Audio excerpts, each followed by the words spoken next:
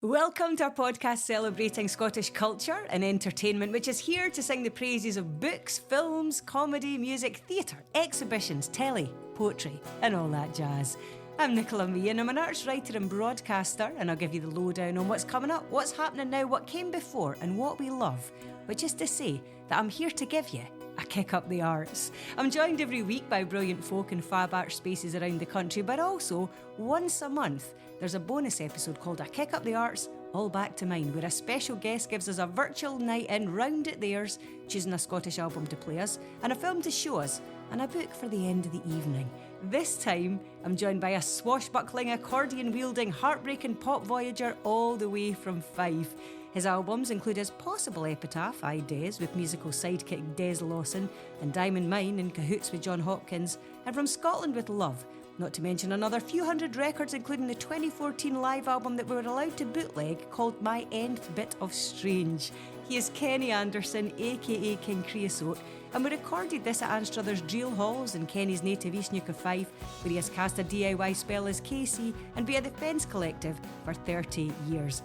He's been joined by pals like HMS Junifer, Gummy Bacco, and Kenny's younger twin brothers, Pip Dillon and the Lone Pigeon, whose exploits include the Aliens and the Beta Band. His dad's also a Ceilidh legend, but I'll let Kenny tell you all about that. For now, Kenny's put the kettle on, and he's taken us back to his coastal digs to play us some music, and to play us a movie, and to read us a story for one night only.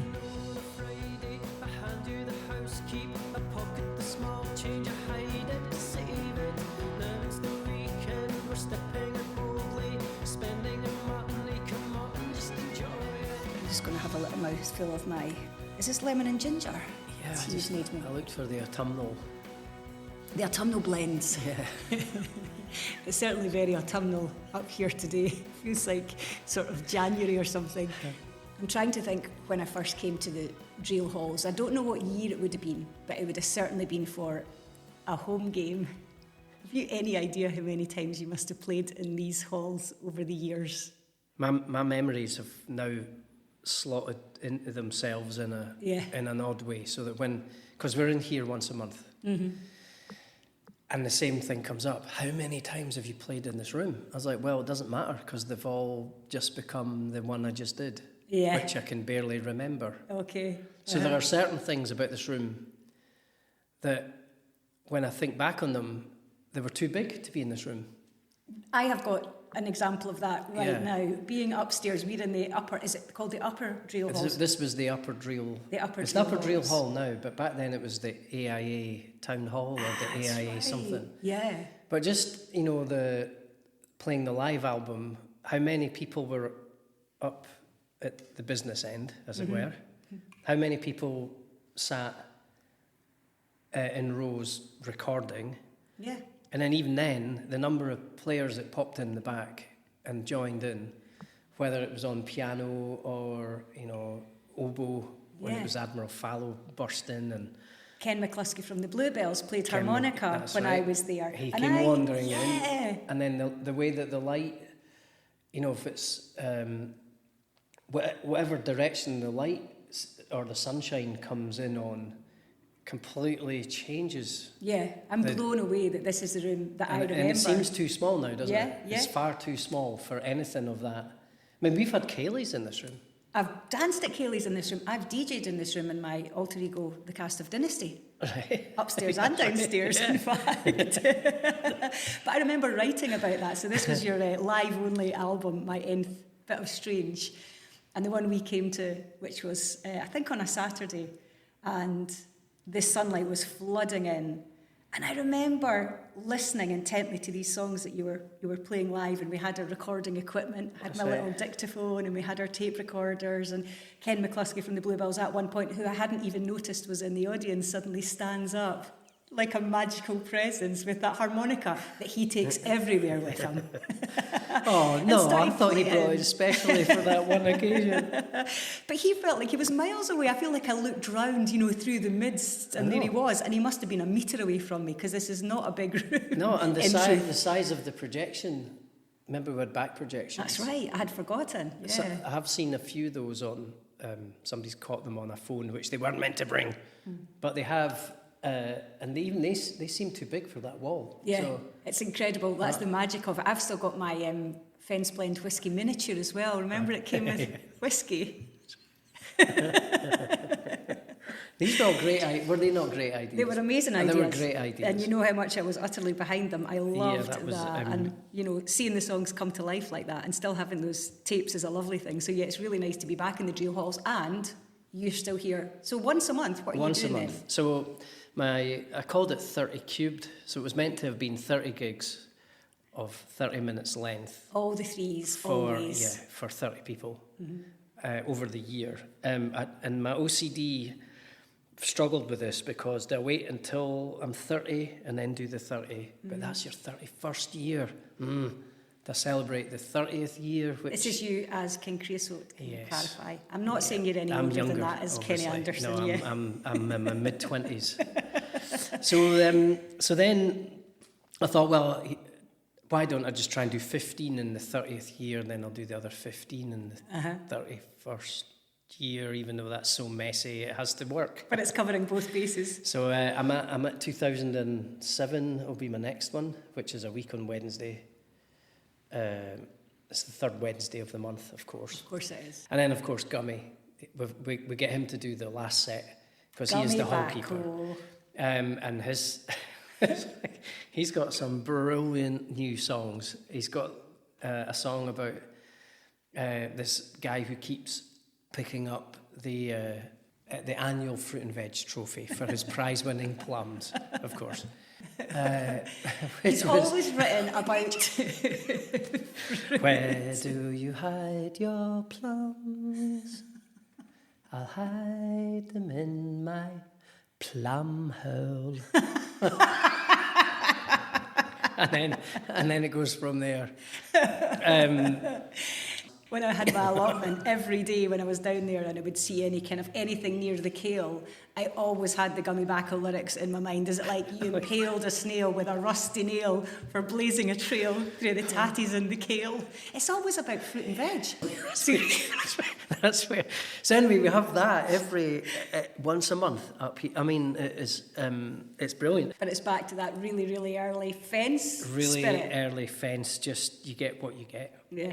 And they kind of wax and wane, and there's always some newbies come along, thinking, "Oh, from Scotland with Love guy, only to see something quite different." But yeah, it's been good, really good, and I'm glad I've kind of had another stupid idea like this because just to have something regular, yeah, exactly. And no fuss, and you totally always thrive on the spontaneity of stuff like that, as well, right? Yeah. I mean, I get a day or two to think, what, 2006? What? And I'm struggling now a bit with cheat sheets because I can't see properly, so that has its own comedy element to it. And, but yeah, I weirdly don't care. Did I ever care? I think I did care too much in some ways. But now I just struggle through it and I don't beat myself up over it. I don't lose sleep over it. It's done. And then that memory replaces all the other ones. And that's it. And there is no past. Yeah, so it's like, not how many times did you play the Dreel halls, but the last time was the time. The last time was the one time I played the Dreel halls. So so we know we can come and actually see you in the Dreel halls if you so wish, right? Yeah. On the third Wednesday of course, the third Wednesday of the month. Everything is in threes, always has been, always will be. But let's just imagine we're having a virtual night back at yours, which has happened a few times in reality after the Dreel halls, has to be said. But let's say we're going back. It's a Friday night. You're going to play us an album. You're going to choose us something to watch, and then you're going to give us some bedtime reading. And they're Scottish, but that can be in as literal or as an absolutely abstract a manner as you want. So we're going to go for the album first. So I've holding it up, I love that. I've got the Phantom Band's Strange Friend. First of all, the artwork's brilliant. It is brilliant. As a live band, and I only played with them a couple of times, well, for me it was like watching how the Beta Band and the Aliens and how they approached playing live, which is that you're just in this moment. And I just, so it's like a band that I have to be really careful about when I listen to them because they are inspiring, whether musically they're inspiring, But live, they're inspiring. Yeah. And then in their general bonhomie and in their nature and the way they approach everything. The collective. I'm kind of drawn to that in the sort of visual arts. Because in the visual arts, it's almost like you have to go to these extremes and your new work has to be so far removed from your previous. And it's all about kind of how far can you push this? Totally. Within a style, which is, I find that utterly bamboozling. Because in music, it's kind of not that. It's how close can you be to the thing that we don't quite know what it was that was successful about that last record, but how close can you get to that and don't lose, So it seems like in music you're really constrained by trying to replicate something else. Yeah, and to somehow better what you did. So in music you don't take the same risks. Well, you say that until you go to the art school lot who do take the risks. Okay. Talking Heads and Radiohead and the Phantom Band and the Beta Band, and they all took these artistic risks, even within this album. I'm thinking,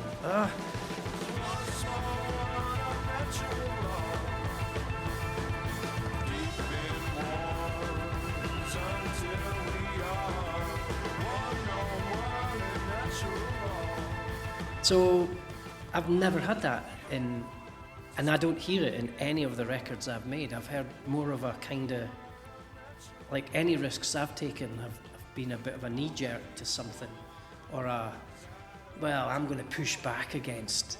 I haven't taken these risks for the artistic reasons. So pushing back rather than because I don't understand, pushing forward. Yeah, I don't understand what they are. I don't. Why are they so different? It must be. But why are they so similar? Yeah. To the other bands that I love, that and it's something to do with the art school thing. Okay. And I think it's a way of, I've been thinking about this all week. Is it a way of thinking? Do they just see something in a different way from all angles at the same time? Is it all about colour, not so much about music? Is it, like, what is it? Because they all have it. Yeah, that's really, really interesting. And it's that shared vision that they have, even that they're coming from completely different places, right? Because the thing is with them as a band, I mean, I adore them as well, all other records, but Strange Friend I've been listening to because I knew we were going to chat about it, and it just blows me away. I've forgotten how many ideas are in there. Yeah. But there's this, I mean, I know you're a huge fan of German electronic music as well, and there's a real kind of propellant, cosmiche thing going on.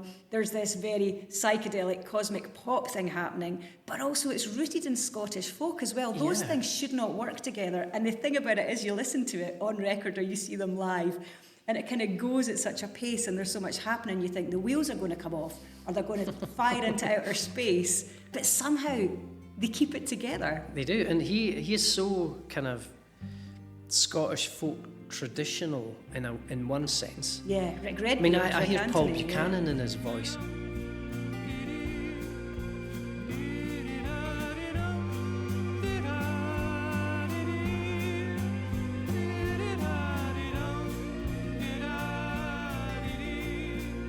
But then at the same time, I'll go, oh, they've got that propaganda record. They must have. And then, but it's not just that they were accidentally coming out with this. There is somewhere in there. The keyboard lines. Could you take one of the Phantom Band out and put somebody else in? That's always a telling. That's interesting. And I just feel like KC is that. You could take people out and bring them in. And it does change the flavour of it all. That's actually why you do it in a way, don't you? You bring in different musicians to change that. It has to push it, because I weirdly can't in some way. And yet at the same time, though, if I put this on a Friday night, I don't think anybody would be drawn lyrically into being morose or, I don't know what these songs are about. That's a brilliant thing about them. I've got no idea. And that's the joyous, even the titles, read out some of those, they're on the back, they're like the wind that cried the world, Clapshot. Sounds painful. So you kind of, and the Aliens have got that as well. Gordon can sing about many different things, many different subjects within a few lines. Mm-hmm. How can that work? How does it work? Yeah, you just pick out what you want. And yeah. So that I would have to say, the Phantom Band, because it's quite party in places. Although in the middle it goes quite proggy, doesn't it? Yeah, but I love that as well. And that last track is that's one of my favourites. I love track 8. I love that last track. Clapshot, obviously. In fact, I was looking at the video of Clapshot the other night just to see what would go with that. Yeah, what's the kind of visual representation of this absolute madness? These two guys with masks cutting them out. I'm like, this is, yeah. So, and Scotland should not have let a band like this slip between their fingers. Because it's a total tragedy. Basically, they got their kit nicked tragic. and they could not afford to replace it. Yeah. That's really what happened. Take them back in time and put them up against like the Simple Minds, or And if they had been in that gang, they would have outshone a lot of what they are. The associates. They are. They should have been. I don't know. How do you? Yeah. I know, they've certainly not been given the credit, or the values, maybe a better way of putting it, that they're due, and they're not maybe remembered as much as they should be. And is this not just album number 2? I think that's 3. Is this 3? Right. So there is a point where, a lot of the bands, like the Wilcos and the... Yeah, Chet McSavage, the ones... You think of the arc of their albums, and at what point they dip, and at what point they come soaring back. They never got the chance. No. And I'm gutted. Yeah, gutted at that band. I totally agree, and it was brilliant to go back to the record. And I do love the fact that they are, by virtue of Andy Wake being from Tayport and best pals with wee Dave McLean from Django Django, it means they're actually part of the secret Fife underground psychedelic folk pop mafia. Yeah, is it not good that Fife has that other thing?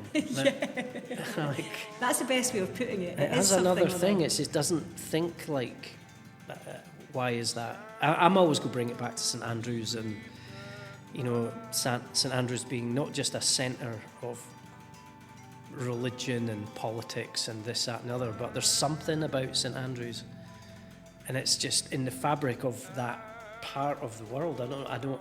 Is it the coast? I don't know what it is. No, I think it's either ley lines, or it's like there's something magical about that part. No, I think you're totally true. And I've spoken to Katie Tunstall about it a few times now, and she said, I can't explain it. It's just there's something there. Something there. It's not even that it's something in the water. It's like it's something in between. Yeah, it is. It's between dimensions. It's like this other, I don't know. Something happens there. The so Phantom something Band happens. are kind of a part of it. Okay, so that's your record. That's Phantom my record. Band. Phantom Band. Strange Friend. Although they're all worth listening to again and again. All right, so let's say, I don't know where you were playing us that on the King Creosote jukebox, but we're going to put something on the telly now. We're going to put a movie on. Are we in your living room? Are you making us snacks? Am I bringing my own macaroni pies? Yeah, well, here's the thing. We'd have to borrow a telly, and we'd have to... I'm bringing my telly and my VHS. Right. Does it still have the old school aerial? Yes. Good. I screw it in. Right. So it would have to be Gregory's Girl. Okay. Did you go to see it at the Pictures? No, I didn't. Okay. But I saw it actually after it had come out. I think I was maybe 17 or 18. And it was my wee brothers brought it in. So back then it would have been a VHS or some kind of taped. Yep. And I'd heard about it, and I'd seen the pictures, I'd seen that they had the posters for it all, but there was something in the description of it at the time. I just didn't think I would like it. Okay. And then... Because it was everywhere, and you were... It was everywhere, and I was kind of avoiding it, probably because it was everywhere. And then I remember coming into the living room, and the twins... like Can you explain who the twins are? My little brothers, the twins. One of them, or both of them, were playing this film, and I only caught it it was quite far in. I hadn't even put it together that Claire Grogan, because by this point I knew Claire Grogan from The Altered Images. I had no idea she'd done anything like this. Okay. So I didn't even recognise her in it. But there was just that one point in the film where I just had to do a double take, as in did he really just say that? And then that was it. And then I nudged the twins out the way, and then it was on repeat for weeks. I'd just come home every night from school. I had to play it again, and we had all the lines, we had all the... I couldn't believe something that funny would I love you were drawn in by the dialogue. That's absolutely brilliant because there were so many characters. Obviously, everyone was familiar with John Gordon Sinclair, Claire Grogan, of course, and Dee except Hepburn. me, Except you. But that shows you. I only recognised Chick Murray because way back in the day, my dad did a Hogmanay something at Airth Castle, and Chick Murray was on the bill, right? That's brilliant. And that's not, Dad, is that the guy that you did the Hogmanay show with? Chick Murray, aye, and there's the boy Norton, Alex Norton. I was on tour with him in the States. Oh, what? Did he? Yeah. What was that? 75, it was Scotland on Parade. Oh. I know. So my dad was like calling out names. This is brilliant. From his world that are now in Gregory's Girl, set in East Kilbride. No, not Cumbernauld. Cumbernauld, that's right. What's it Cumbernauld, called? yeah. Mind you, they're all the same, aren't they? New Towns. The New Towns. Irvine, no more. And so that it was kind of maybe that's why I didn't go for the film initially. Maybe my dad overheard him saying my pals are in it. Yeah, exactly. But I think in a way that's what's so brilliant about the casting in it. There are these unlikely characters that are familiar in some ways and that are unknown, or your dad knew them. But I'm drawn again to the fact that what pulled you in there. Off was you go, right... you small boys. I knew most of the catchphrases in Gregory's Girl before I ever saw it. You know, they were just totally part of the parlance, especially like my dad would use them constantly. Off you go, my small boy, you small boys being one of them. Good idea, great idea. You know, all of them. I knew them before I even saw the film because I was a little bit younger, so I wouldn't have gone to see it at the time. So to then see them in real time was just brilliant. But the writing is so fantastic. Well, think about that. I think it was unknown actors by and large. Yeah, totally. Done on a budget that you couldn't do anything with now. You couldn't even do a pop video with it or anything. You know, set in Cumbernauld. They caught that spring feeling exactly. Yeah. And when you're like 17 and 18. Yeah, it's like, so true. Somebody gets it. Yeah. Taking her up the country park.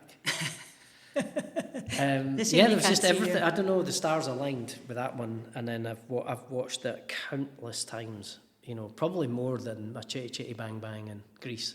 There's always something joyous to find in it, though. Yeah, and just really little scenes that you forgot about, and really clever and straightway loved an ass type. The whole teachers as kids and kids as like, utterly. All life is here. And out of Scotland. Yeah, exactly. Out of Cumbernauld, no less. Who knew? But that's brilliant. So that was it. You didn't think you fancied it. You were lured in by one of the lines, and it's kept you there ever since. And I think that's so wonderful. As you say, there wasn't much of a budget. And Gregory's pal in it, Rab Buchanan, who was in this sinking feeling as well beforehand. And he's now my uncle, weirdly. My auntie married him last year, so now, we're all related. And is that the chap that still works at the toll booth? Yes, it certainly is. So, you know, he's my Uncle Rab now. When I first met Uncle Rab at the toll booth, I was speechless. I was thinking, he's going to not want me to mention Gregory's Girl, so I have to pretend now that I've recognised them, but it's all cool, and we're not going to mention. And I don't know how many times. Do you remember I played toll booth with the Burns unit? And I've seen you there a few times. And there was is that? I'm like, but don't mention it. I don't think he wants us to mention it. I've got a feeling. I think he loves it. I think it's eventually fine, I just had to. It comes a point, right? It's like it's too much. We have to speak about this now. That's that. Uncle Rab. I know, how about that? How about that? Yeah, he eloped with one of my dad's sisters to Barra last year, so there you go. There you go. I was DJing with Hamish Hawke, in fact, at the Albert Halls in Hogmanay, and one of the lighting guys came up and he went, "Oh, your Uncle Rab's looking for you." I think we're all enjoying the joke. It's not you spell Caracas anyway. But no, I am all for... you're telling stories, and if you paint the background well enough so that people actually concentrate with clarity on what's happening within that, then you've succeeded. You're spinning a dream that you want everybody to just come along with. You know, just forget about outside. It's a hellhole out there. But for this hour and a half, we're all just in this, and this is it. There's no past. There's no worrying about getting out of town. or how much that ticket's going to cost you if you've parked at the Castle Terrace. Which is a lot. It's a lot. But you know that, and then to take that even further, the kind of music is very welcoming. It's very immediate. It's very welcoming. You're instantly in it, even if the surroundings don't play that game. You know, cities are very difficult to get into now for bands and audiences alike. Right there. So when we did the Des, the 2 opening shows in the Queen's Hall, one of my pals is the chaplain up at St Andrews, Uni chaplain Donald, and I met him in the days afterwards, and he was talking about the song, you know, the Please Come Back, and I will toe the line. That's quite aggressive, you know, but he kind of said, you know, he goes, Kenny, you know, it's like weird that at this time in history, it's preferable to stand in the Queen's Hall listening to you sing about death and dying, and basically that's the theme, isn't it? Death and dying, your own funeral. He said that's weirdly preferable to walking back out onto South Clark Street.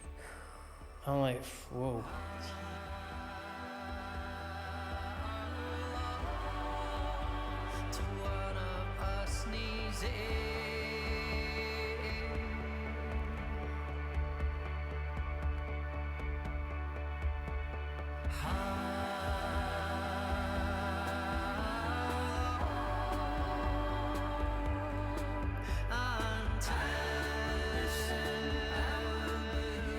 Pretty true. I mean, I'm like, it's not wrong, by the way. I'm in my time is now. From that perspective, though. Well, right. So we did shows like, you know, Des and I, when we were agonising over the record, are the songs, are we pushing it too far?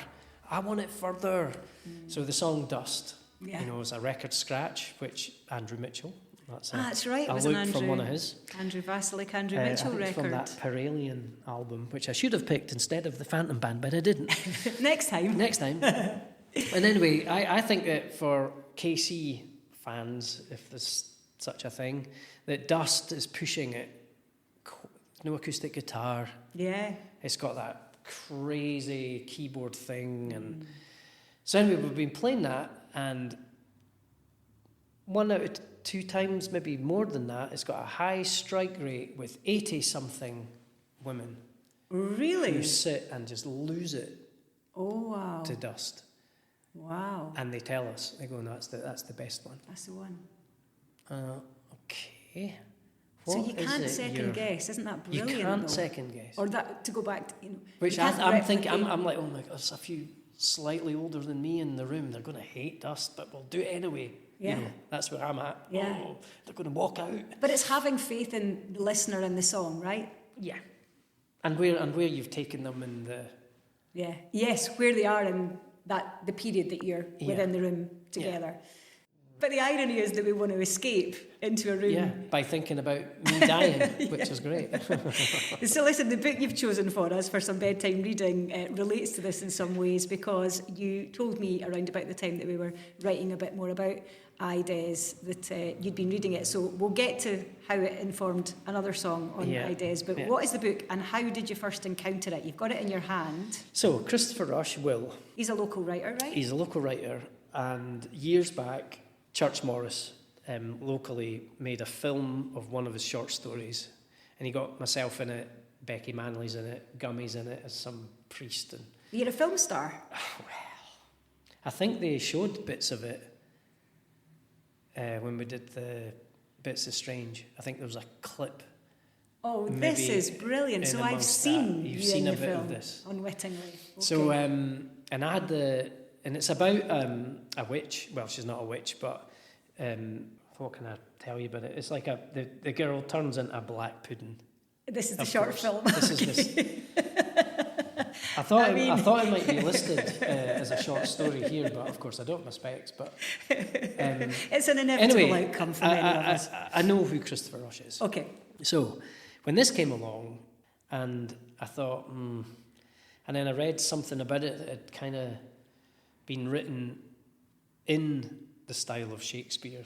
Yes. About Shakespeare. So this isn't one of the books that, who is Shakespeare? No. Was it Marlowe? Was it Francis Bacon? Was it an amalgam. It's not that. Well, again, we've got something which is right up your street, because even the title Will is a play in itself, right? Yeah. So I'm thinking, okay. But this book had me, had to stop. Yes. And take a, whew, right. So I was trying to find a section. There's many sections. It's effectively about Shakespeare's. A lot of them are very sexual. Yeah. We'll come to them shortly. But there was one about clattering hooves. He was trying to describe an emotion, and it was like you were setting out on some crusade, and the clattering hooves sparking on the cobblestones. I was like, oh my, like you cannot say that. Right. So if you thought that William Shakespeare was a phony or a composite of many different people, the way that this guy's written, in the style of, you believe it is a guy. Yeah. And it's the placing of the plays with historical events. Mm-hmm.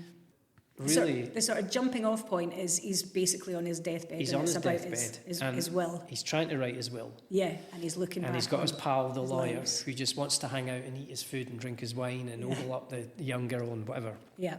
So it's it's like a historical novel, in that you're getting what was going on. And he was in and about the royal household, which you forget, at a very turbulent time. Yeah. And a very dangerous time as well. So a lot of the political flip-flopping and the burning of heretics and and then you've got the Francis Bacon character, the spy master.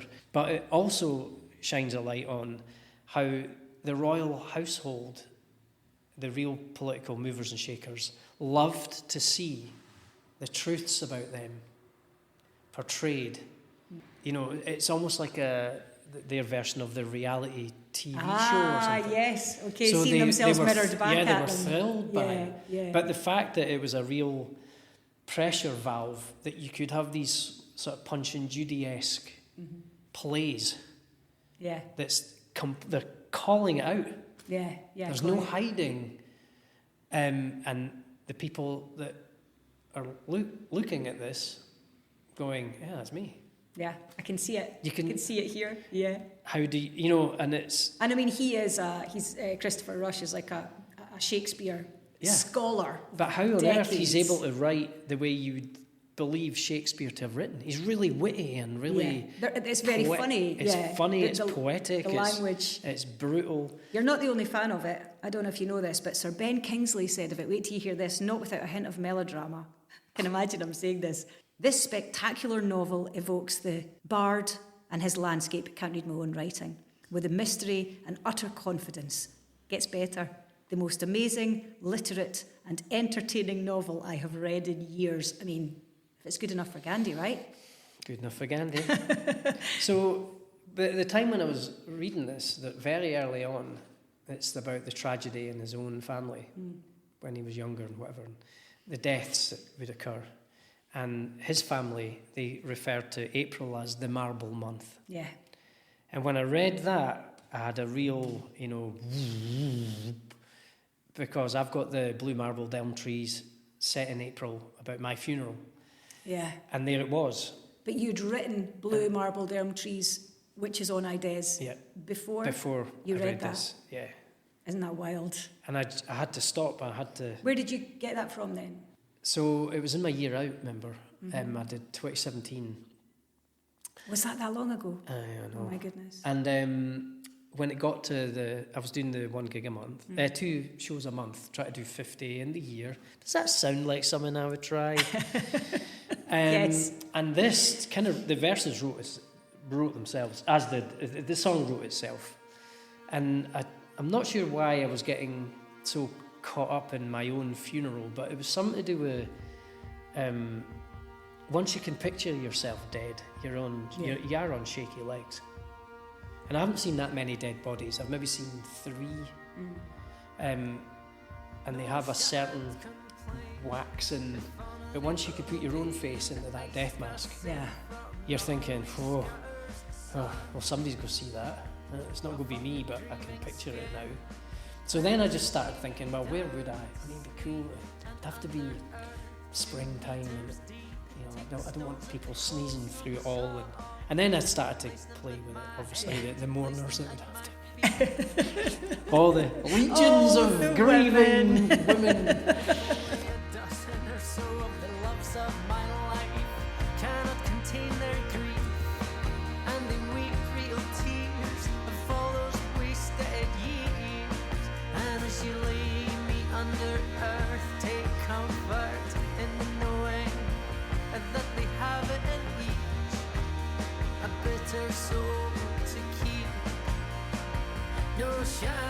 So it was kind of tongue-in-cheek, but it's not a surprise that it landed when you hit the 50 milestone, because that again is God, I really have to get my will written. Quite. The last 10 years went really fast, and I was meant to have this, I haven't done it.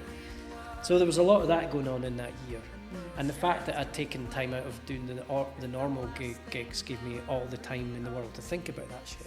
Yeah. So it was almost like I made it happen by shutting down all the distractions that I would put in place in order to not think about that.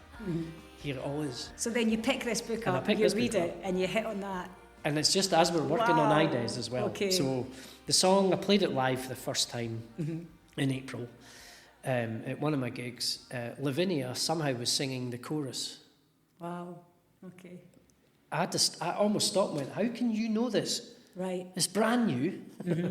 I'm reading the lyrics off my book, and you're singing along on the first chorus. How is that possible? I said, don't know what she said to that, but it happened. It happened. I'm like, wow, that's either I've rewritten all my choruses, which, to be fair, wouldn't be the first time. Wouldn't be the first time. Okay, that is. So there must be something in it that you just knew what was coming there. Yeah, quite. There was just something about it. Yeah. That's so then really I thought, weird. right, you've hit something, but I was still kind of hoping that I'd work it into something that had more than 2 chords in the verse. Like my classic 2. I can't think of anything. I'll just do these 2 chords. But I knew the chorus was pretty good in its melody. I ran out of ideas, obviously, after the first long verse. That's why verse 2 is none.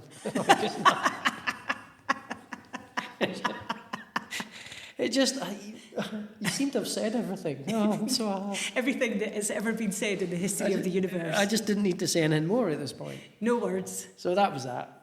And I hadn't been writing a lot of songs either at that time. I was doing more instrumentally things. So it was quite unusual for me to come out with something that was kind of a bit bouncy, about my own death.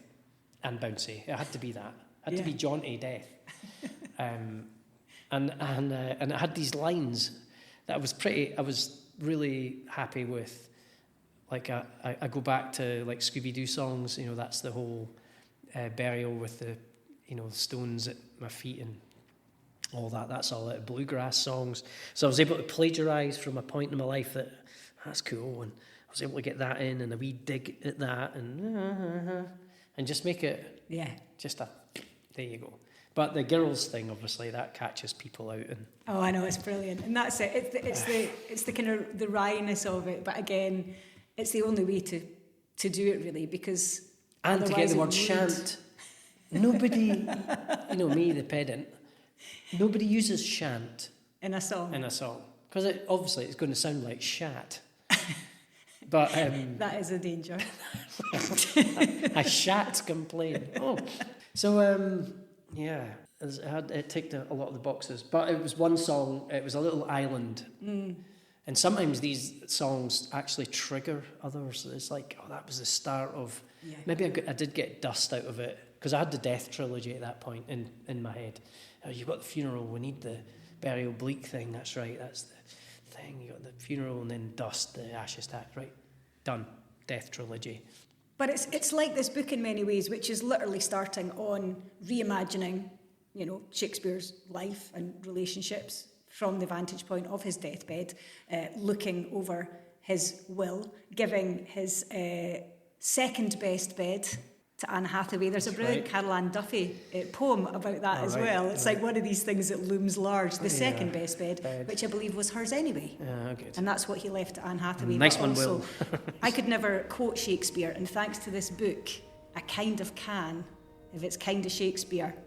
All previous erections were now classified as dress rehearsals. That's all you need. There you go. That's it. No, it's absolutely chock full of this imagery, and it's just like every sentence. Mm-hmm. He doesn't waste anything, or.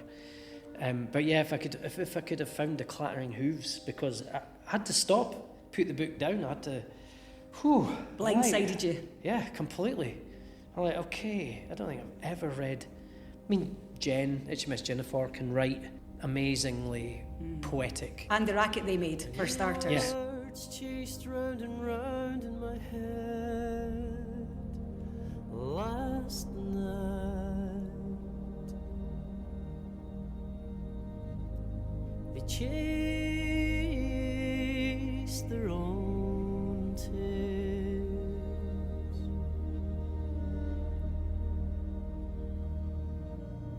and your words jigged round my mind all night. To look at me now, I'm quiet as sand. But yeah, it's such a fine line. No, but it's a really, really interesting book. Two things about it. Alistair Gray, I think it's maybe even in the introduction to it, says something like, he has done a very good job of making the impossible real, or something along those lines. He was a huge fan.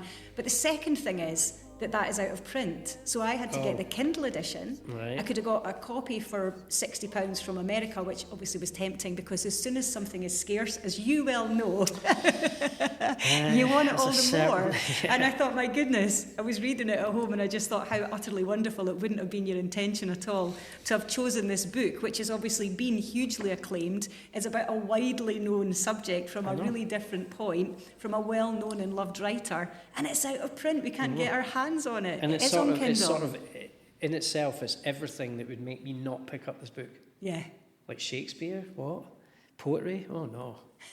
What? It's And yet, full of sex people? No thanks. Are you sure? Well, here, rereading. and It's quite well thumbed. Annoyingly, either I burst the spine or my mum did, but look, it just... Yeah, and I thought, it's going to be that section, but it's not. Anyway. But again, this actually comes back to the writing of it. It's the same thing again. It's just the utterly vivid prose in this case, and the imagination behind it as well, actually. The vision behind it as well. Well, how well did he do you that? have to know Shakespeare in order to pull this, like... It's audacious. Yes, beyond. And even to, to pick somebody, Shakespeare, Yeah. in the literary world, you pick Shakespeare. Yeah. Yeah, it's putting yourself out there. You've got to get that right. Yeah. Imagine you duffed that. What would Sir Ben Kingsley be saying about that? But he didn't. No, quite. It's unbelievable, and he's from around here, and I've been in one of his plays. I've been in it. Oh, I know. Listen, I need to find out more about this play. We'll need to do a whole other podcast about King Creosote's film career. My I was film going to say career. short film career, but I meant as in short films. I think you've got a long film career ahead of you. Well, What else are you doing? I can't remember lines or. Oh no, that's what puts me off. That's the only And I'm reason too not in self-conscious acting. as well. Yeah. Yeah. So even in the one I'm in, and I can look at me knowing that I can't not be me, and don't look at me. Yeah. And it's just there. You're Just not falling everything's for it. Mumbled, muttered, and I hardly had any lines, got them wrong. Because in my head, I'm like, I know this. Yeah. And then, right, I just feel the heat in my face. But I did get to jump in off the rocks in all this fake kind of BBC drama-esque period costume. Were you in period Nearly costuming? didn't get out, by the way, because I completely underestimated how heavy Good grief. that stuff is, and you're like, the waves are pulling you back. I'm like, oh God. What were you in, like pantaloons or something? Yeah, I was in the whole thing. I need to see this. Very specific Like interests. and then like, see you even raise your arm, all that weight in a big buffony sleeve and full of water. I was like, oh God. This never happened to Darcy, Mr. Darcy, right? Scattered on the rocks, and Okay. and then almost worse than that, I had to sponge Becky Manley's naked back. Which is quite a different film. So that's in the same movie. I'm going to find that. Anyway, we better. I've got to get my bus back to who knows where. We better wind up. What else? You're always writing. You're always doing stuff. Like I'm doing stuff. You've got the gigs at the Dreel halls. Is there anything else you can? Well, you I've can kind look of. forward to? In the last few years, I've been using. I've not lost sight of, but I'm not. I don't do music for the reasons I was doing it, and now it's more about a mental respite from where my head is at. So I'm still struggling along with loops and modular synths and whatever it is I'm doing. But it's really the doing of it rather than I don't care if anyone hears it ever. It's just about the doing. Yeah. And then once, and in that way, I have gone full cycle because that's how I started out. I was still in bands, cutting about doing the music, but this other thing I was doing on my own as King Creosote had nothing to do with any of that. No, never It did. was just about doing it and not caring about whether a band would reject a song or take one on or change the chorus or blah. Or Patti Smith would hear it decades later Down and the decide line. to perform it, or Yeah, Simple well, Minds. help my boob. But they all started in the same way. They were for you, They're for with the me. wine glass Yeah. drones and the little bits of tape trickery. It's Nothing's really just changed. for me, and it's the physical doing as well. Right, shall we go and wash our teacups and lock up the Dreel halls because Yes. we're the only people here? Thank you to the Dreel halls. Thank you very much, Kenny. And that lot, what time is it? 4:15. That's good. There's a group coming in here, sort of community Right, group. bye. Thanks for listening. We'll be on again next month, the same time, but with somebody who knows a lot more about the subject. Bye.